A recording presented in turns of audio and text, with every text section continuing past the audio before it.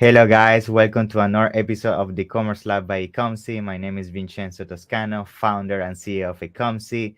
Today, we have another special guest. Her name is Elizabeth Greene, and she's the co-founder of ZONGURU, which is an Amazon ads management agency. Today's topic is going to be around what are the best practices and tips around everything that has to do with Amazon PPC optimization. Now, without any further delay, Elizabeth, let me introduce you. How are you doing today? Good. I'm doing good. How are you? Happy to be here. Good, good. I mean, it's a pleasure to have you. I have seen all your posts in LinkedIn. I know you share a lot of content, blogs, other podcasts. So, for sure, when I was seeing all the strategies and tips you were sharing out there, I thought to myself, yeah, you need to definitely come into my podcast. You have so much knowledge and experience in the space. So, it's a pleasure to have you for sure. Well, thanks. I'm flattered. No problem. Great. So before we get started with today's topic, I usually like to give a few minutes to my guests to introduce yourself in more depth, just about maybe where you're from, where you're based, what you do, and how you got started into the Amazon space, and then we can for sure jump into today's questions. Yeah. Yeah, definitely. I'll try and give the nutshell version of it. Sure. So we're going a little over 3 years now as an agency. As far as getting into it, I kind of feel like I fell into it. Yeah. For the longest time, me and my husband were working to do something because working online gives just a lot of freedom. So his background, his family is very, very entrepreneurial, but they That's work more great. in construction, which is definitely a situational based, and you have to show up every day to Yeah, different locations versus being able to stay in one central location, which is one for of the sure. benefits of being able to work from home. So all of our team is remote. I like it that way because we got into it for the freedom of it, and so I prefer just to continue that. Um, Great. and yeah. That's amazing. I mean, thank you for sharing. I think for sure most of the people that jump into e-commerce, what we fall in love with is the freedom to do whatever we want with our time and Mhm. location. I think that's the biggest gift besides the money for sure. So yeah, I mean, I totally agree with you. I think having that freedom, even myself, that's the main reason why I also left my job and started the agency. So we definitely have a lot in common on that. Thank you for sharing. Great. So I think let's start with today's topic, which of course is something that people request a lot, which I'm pretty sure you receive also a lot in your DMs and your comments, and people just asking for help and crying about PPC, how expensive it is, how to optimize it. So I think it's gonna be great to start with today's first question, which is usually if you can start touching around what are usually some of the basics you take in consideration whenever you are starting to optimize an account that hasn't been optimized before. Yeah. Yeah. So actually, I think all optimization starts with goals. That's a Mhm. huge one, and I think that's a very overlooked topic because everyone just wants to dive into it. But the problem with Yeah. optimization is optimization, while it seems like it's a black box, and you're like, when you hear that word, it tells you absolutely nothing. It's really difficult, and I get when someone says, "Oh my gosh, my A cost is really high," and they're like, Yeah. "Optimize your campaigns." Yeah. Yes, For but that's sure. not helpful. But what I think is really helpful is to take a step back from that and recognize that optimization is simply trying to move the needle toward a specific goal. Be that lowering A costs, be that lowering A costs typically means a little bit more profitability, or you might be in more of what I would consider like a launch or ranking phase, where in that particular case, if you get too restrictive with the ads, it actually is detrimental to your end goal. Hmm. So I think it's really, really important to take a step back, keep that in mind. The things that we look at when we're trying to decipher what the actual goals are. Us as an agency, it's a little bit easier because our clients tell us, but we definitely have to help them kind of come to that conclusion. Some brands come to us with a very definite conclusion, and so we Hmm. just build for that. Some Hmm. brands come to us because they're unsure and they need our expertise to help them sort of decipher it. But the things that I take into account is one, how much budget do you have? That's a really, like, what does your capital Yeah, look like number if you're one. coming into it with very low capital, Yeah, and you need to be more profit conscious? How we're going to build out those accounts and how we're going to optimize is going to be much more strategic and much more, I would say, heavy-handed in a way yes, than an account that's coming to us like we have a large budget and we're in a ranking yeah, phase. Those are two separate, like, completely different accounts, for completely sure. different optimizations. The basics are the same. We're still, adjusting bids and moving things toward a goal, Mhm. but the actual, like, nuts and bolts and how we would treat things, I would say it's going to be vastly, vastly different. Yeah, yeah, for sure. I mean, I think that's a big one. I think the budget is definitely what defines your strategy, because if you have just $500 per month, it's completely different strategy if you have 10K Mhm. per month. I mean, you can explore like sponsor brands, sponsor display advertising, that's usually more expensive. So yeah, for sure we have seen that as well. I think what people also sometimes wonder is that, I mean, most of the people that usually see this content is people that, of course, might not have that huge budget, and they Mhm. might need to look for that advice around how they can optimize on their own using software tools or even manually. So I think what I want to start touching on is the manual side of things. Is usually the metrics you would Mhm. advise to a person that has a low budget, like maybe 500 to 1,000 per month. What are usually the metrics they should be focusing on in terms of looking at the reports, looking at the dashboard, having an understanding and see, okay, this is what I need to fix. These are the keywords I need to scale, and these are the keywords I might need to remove. Yeah. It's a good thing. So the other thing that definitely comes into play, in addition to just how much budget you have, is what are your profit margins? If you're dealing with like low profit margins, like say below 30%, then Yeah, again, you're just gonna have less wiggle room yeah, than someone. I'm hearing some people now that they've been able to source products that are in like the 45% profit margin. Like yeah, those two products are gonna have completely different, for sure. again, just what you're able to do with them.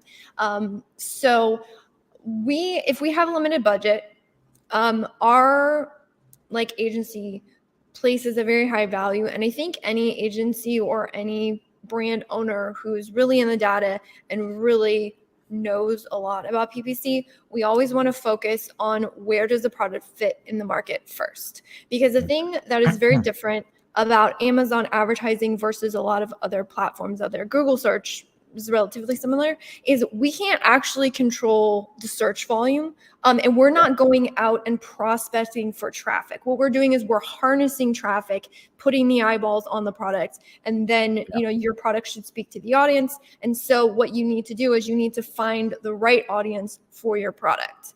Yeah, And so how you do that is just by picking the right keywords. And so we like to say we'd like to get highly relevant keywords. Highly that's right. relevant keywords can be found. They adequately describe your product. And there's some keywords where you're not 100% sure. You're like, I think this is my product. I don't.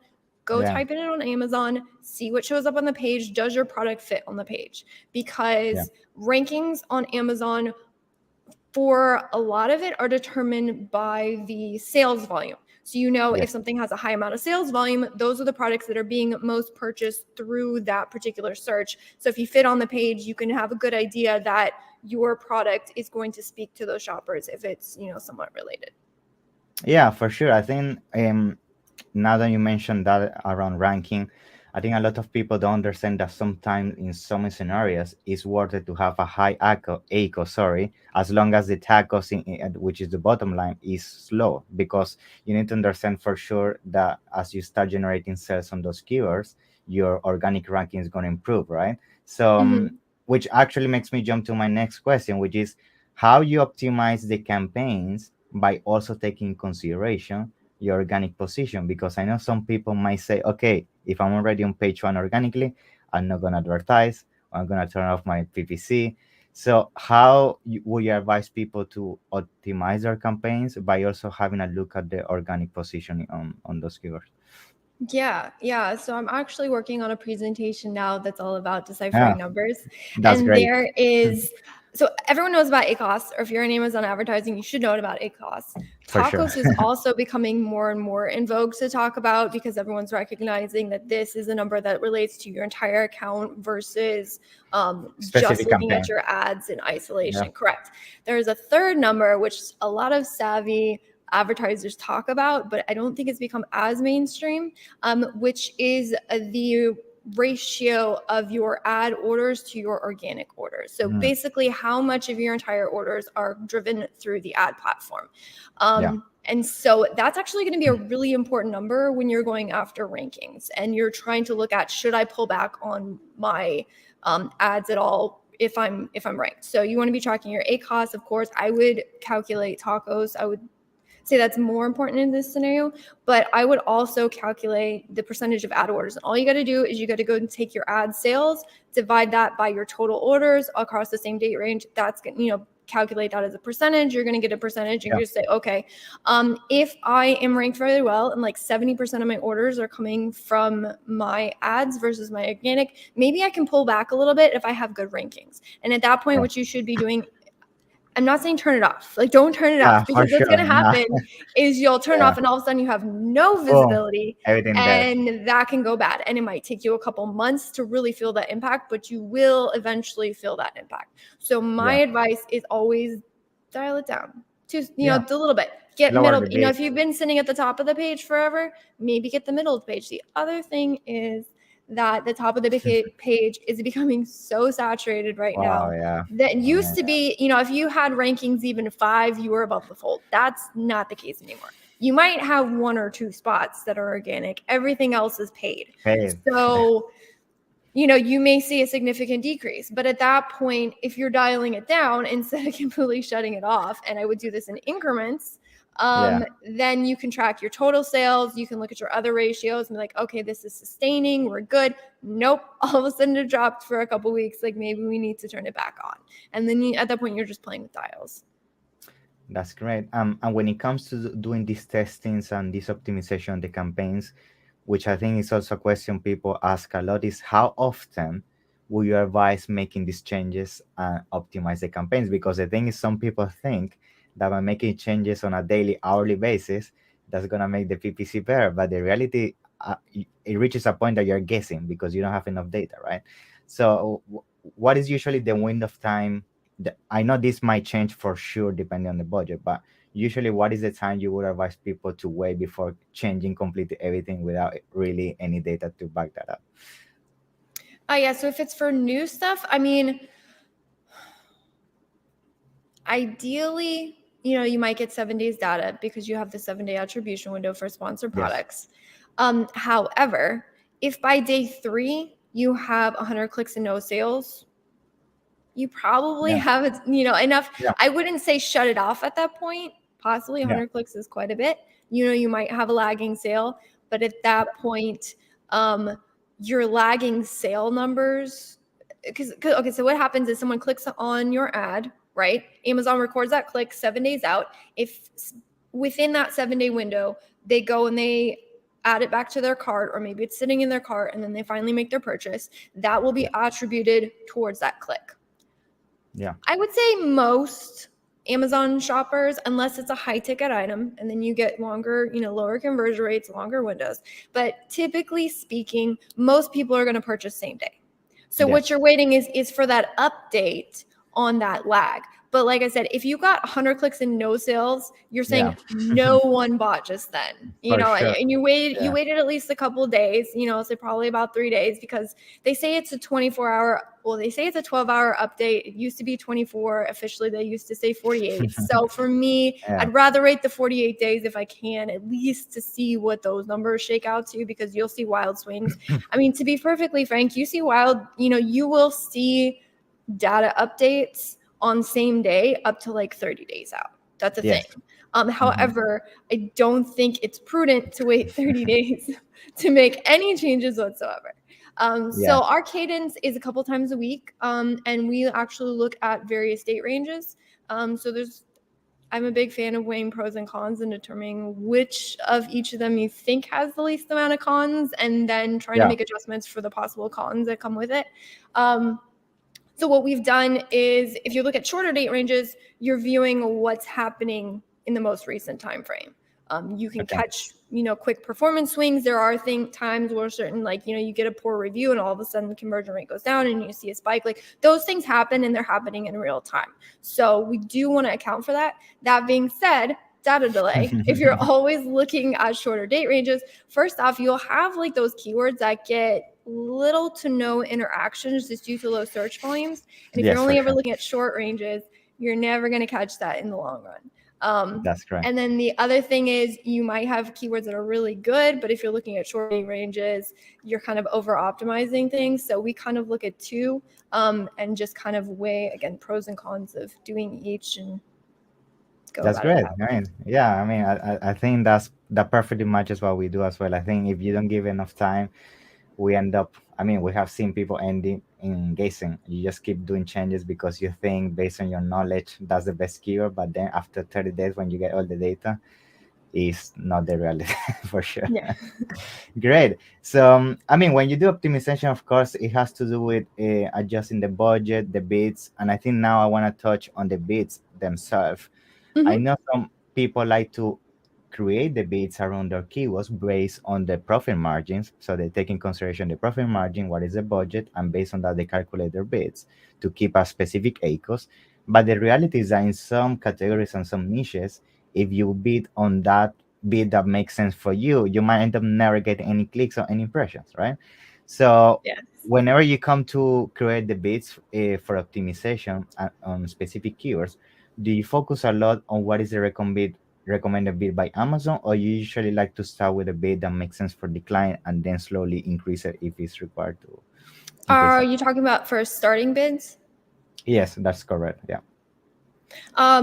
So three things we take into account. One, how important the keyword is. If this is a keyword that we need to rank on and we're in a honeymoon period, we probably need to be more aggressive on it.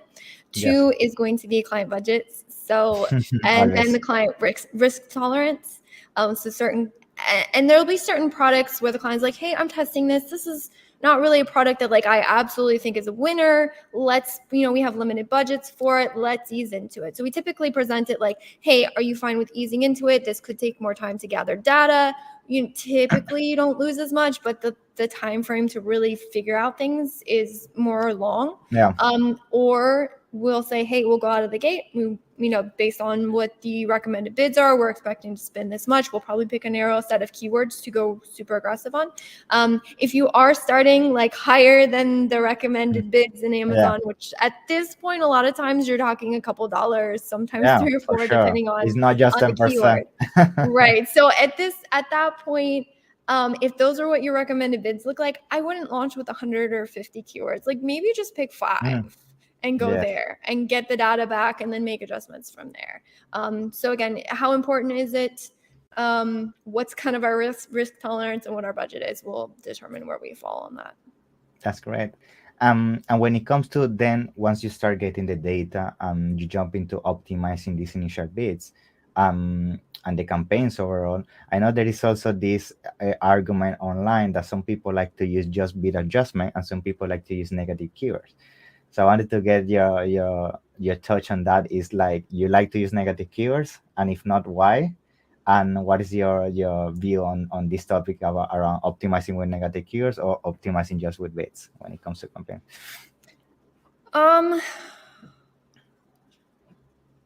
Like I know it's most a of trick. on I know it's a things, trick. it's gonna be. Yeah. It depends. Yeah. So I will say my default is to err on the side of less negative keywords. I Yes. don't use search on isolation, and if something is working in a campaign, even if we do convert that search to an additional keyword, I'm not a huge fan of cutting it off at the initial source, just The due to the same. fact Yeah. there is no guarantees that you're going to replicate performance when retargeting.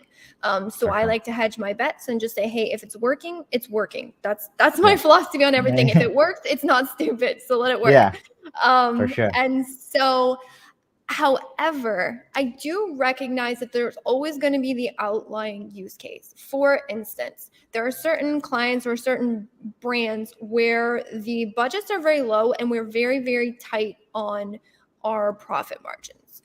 There are certain times where, like, say, an auto or abroad or something will pick up on what is technically your main keyword, but the expense on that is just too much for you to sustain currently. And although it's a good keyword for you, although it's one that we would want to target eventually, sometimes, especially in the autos, those will just end up spending so much on those top keywords that you really don't have the ability to really test everything else. So in those specific use cases, even though that's not something I do because I don't typically negate keywords that are relevant or search Yes. terms that are relevant to products, I believe there are certain use cases where it makes logical sense to do so. Yes, So for again, sure. Like when, for example, a quick example just on that, it might be if your campaign starts showing you for very generic, broad keywords that don't make sense to your product, or brands that don't make sense to your product, or features, colors. So I think for sure that's when negative keywords play a big role. Yeah, yeah. great.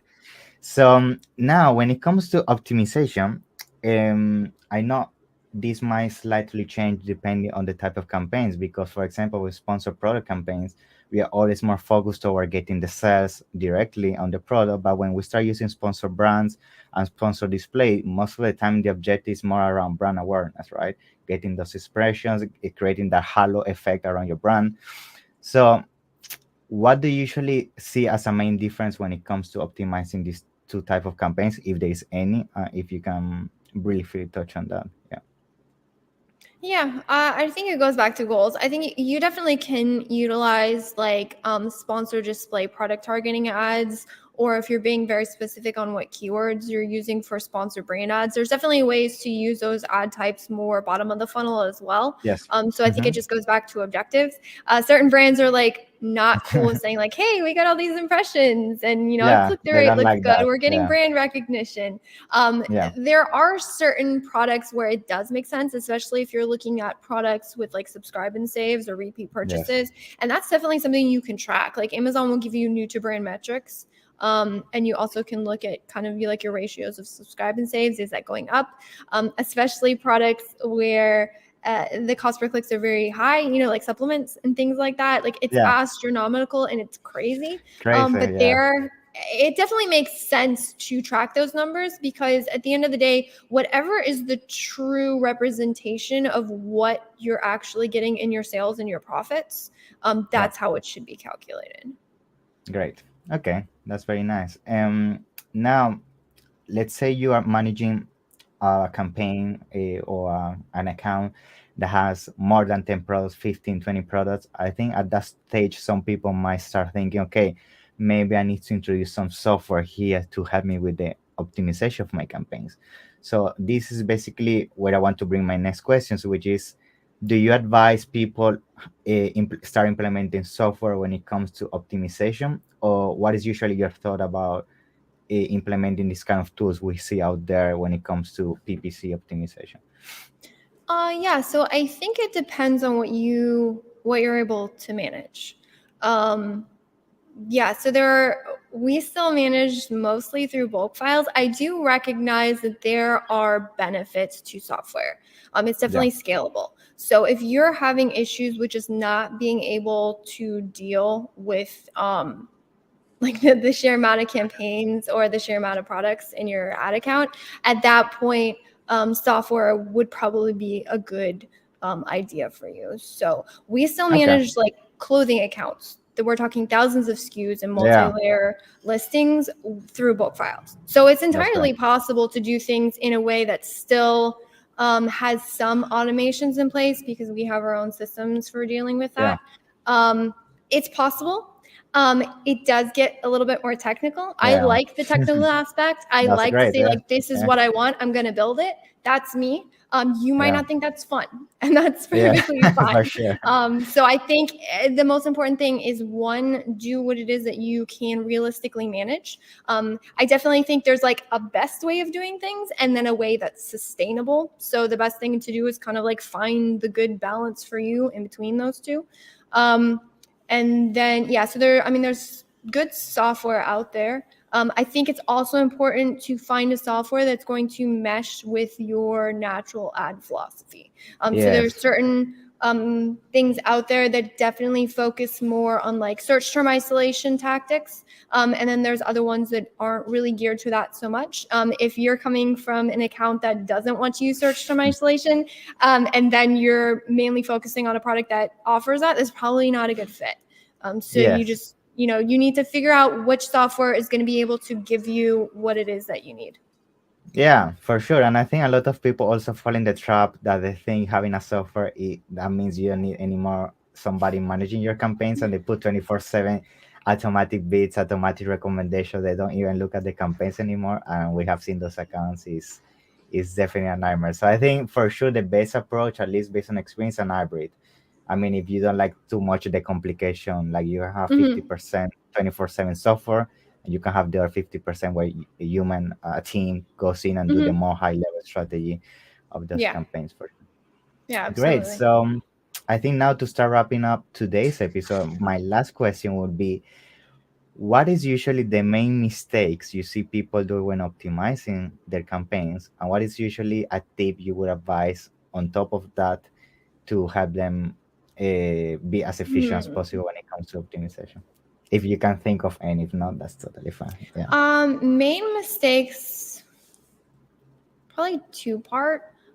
One would be picking the wrong keywords, Mm, going after the wrong targets, getting emotionally yeah, tied to keywords. for sure. Me as sort of a third, second party manager, I still have these keywords. I'm like, why is this not working for the product? This is exactly the product. It makes no sense. It's not converting.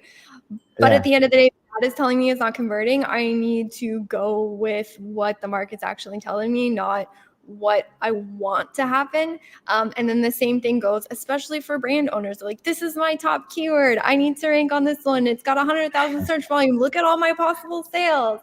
Yeah. And then more experienced marketers would say, yes, but the reviews needed to get there, the sales velocity needed to get there, not to mention the ad spend needed to get there is more than you can sustain right now. So you need to start where it is that you can start. And if that's on lower volume and less volume in the space, but you can do that in a more sustainable way, that's actually where you're going to want to start. So keyword selection is huge. And Yeah. then in addition to keyword selection, also not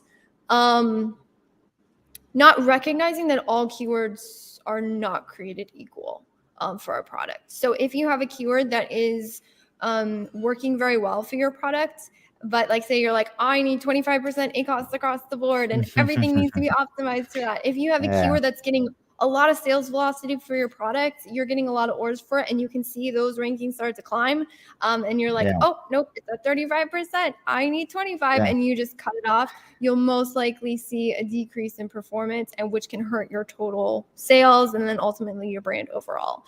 So being able to just kind of, I don't know, put like hedges or gates around what you're doing Yes, with certain for keywords, sure. definitely is going to help you in the long run. Thank you. I mean, yeah, that's an amazing tip. Thank you for sharing that. Appreciate it. So Yeah. great. I think let's conclude today's episode. First, I want to thank you once again for coming. I mean, all the knowledge you dropped today is very valuable. I appreciate that. I appreciate your time. Thank you. And before I finish, I want to give you the opportunity to, of course, share all your social media channels, your website, your agency, where people can find you. And for sure, we're gonna put all that on the description as well. Yeah. Yeah, cool. That sounds good. So if you just want to snoop on what I'm talking about on PPC, the best place to do that would be to follow me on LinkedIn. Yes. If you're interested in working with us, you definitely can hit up our website, which is jungler.com, JUNGLR.com. Form at the bottom, and you can hit us up there. Yeah, that's great. Thank you. So yeah, definitely see you on the next one and take care. Okay. Thank you for coming. Yeah.